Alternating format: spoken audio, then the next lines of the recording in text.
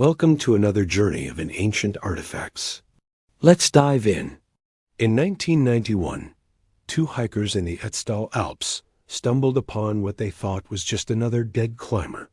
Half buried in melting ice, the body looked recent, still intact, skin like leather, tools scattered nearby. But when forensic teams arrived, they realized the truth was far stranger. The man was over 5,000 years old. He would become known as Ötzi the Iceman, Europe's oldest natural mummy, a perfectly preserved time capsule from the Copper Age. But one detail didn't fit, not the tattoos, not the stone tools. The problem was the axe. Among his belongings was a copper-bladed axe with a yew wood handle, simple at first glance, but devastating upon closer analysis. The copper was 99.7% pure, smooth, evenly cast, and incredibly well preserved despite 5,000 years in the ice. No modern contaminations, no sign of impurities. Just a flawless blade, centuries ahead of its time. According to metallurgy experts, Ötzi's axe should not exist. Because at the time he was alive, such copper refinement techniques weren't just rare, they were impossible. The metallurgy required to achieve that level of purity only emerged hundreds of years later, and even then, inconsistently. But Ötzi had it.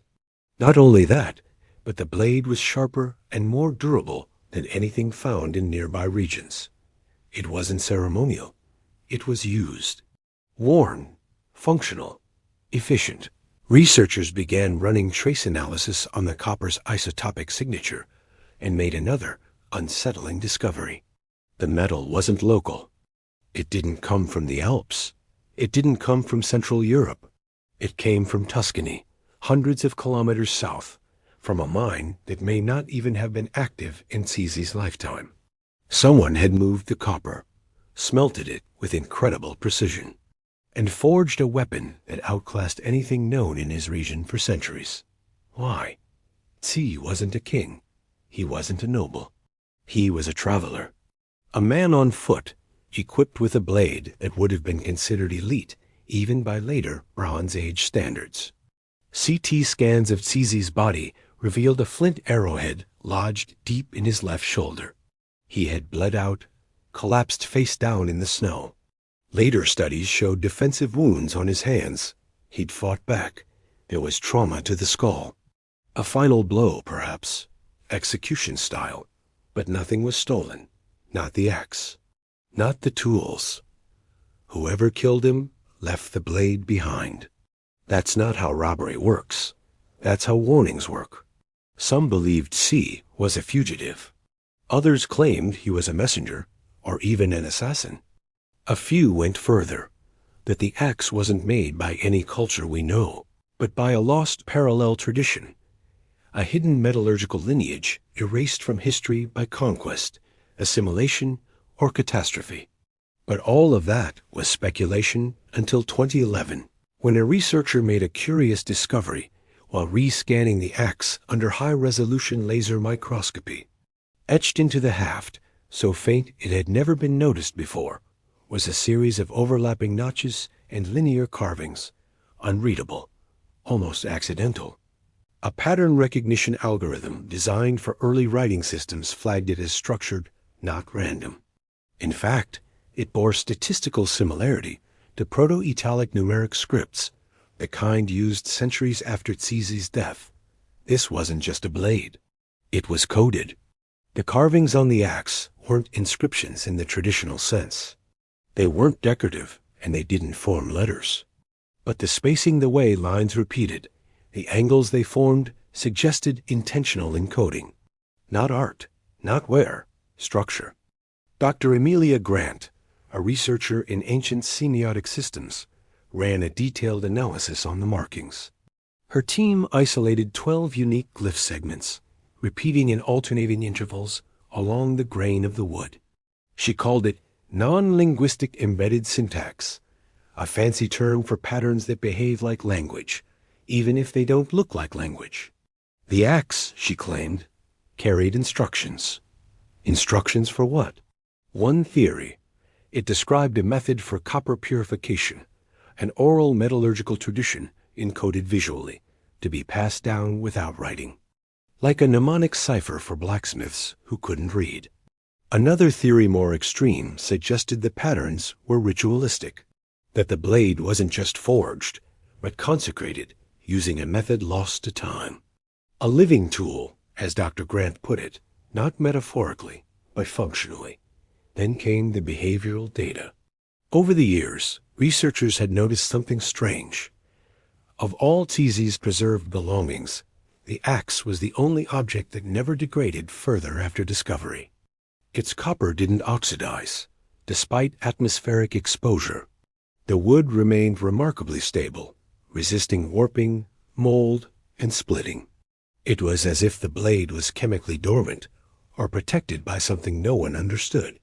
Conservation experts tried replicating the conditions. They built climate chambers, matched temperatures and humidity, introduced decay agents. But every attempt to simulate the preservation effect failed, except with the original axe. Only it resisted.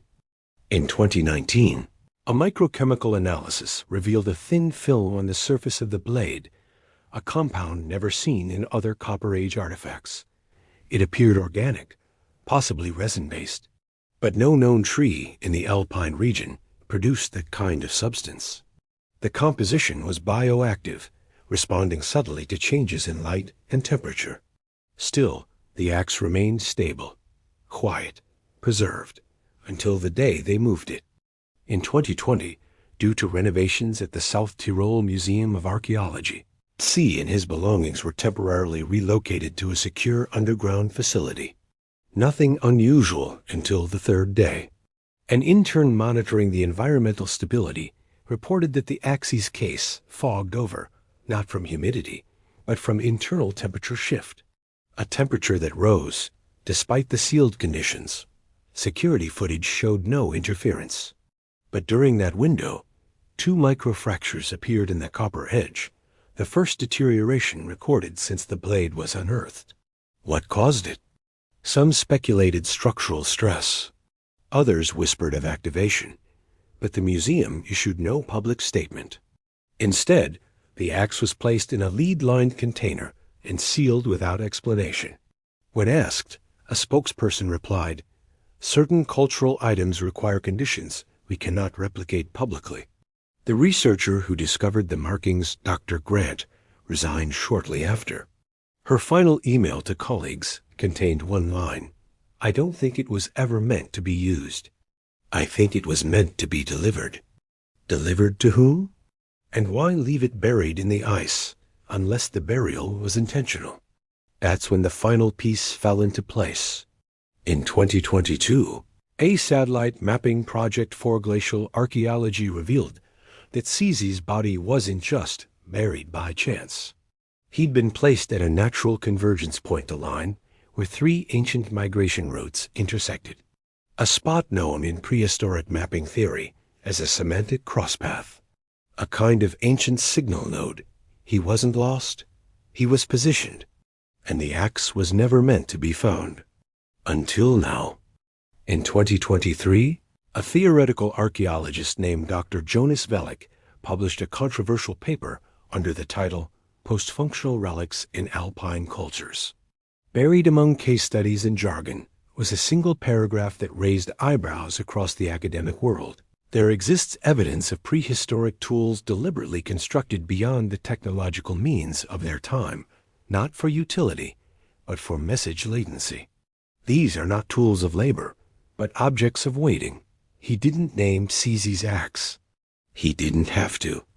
The implication was clear. Some ancient artifacts weren't meant to be used until much, much later.